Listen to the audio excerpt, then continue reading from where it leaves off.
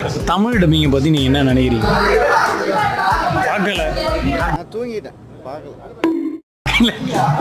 சரி, அட்லீஸ்ட் ஒரு ரீல்ஸ்லேயாவது ஸ்க்ரோல் பண்ணிட்டு போயிருப்பீங்கல்ல. எனக்கு பிடிக்கல. அது வந்து என்ன சொல்கிறது, நான் நருட்டோ வந்து தமிழ் டப்பிங்க இப்போ நம்ம பிடிக்கலன்றோம், சொல்கிறோம்ல.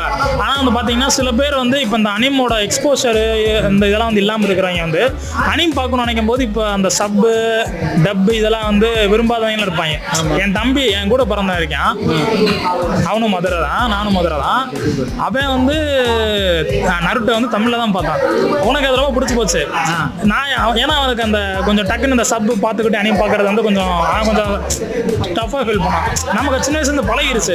அவன் புதுசாக போகும்போது தமிழ் டப்பில் இருந்தோடனே அவனுக்கு அது தரமாக இருக்கட்டும் அப்படின்ட்டு ஸ்பை எக்ஸ் ஃபேமிலி தமிழில் தான் பார்த்தான்.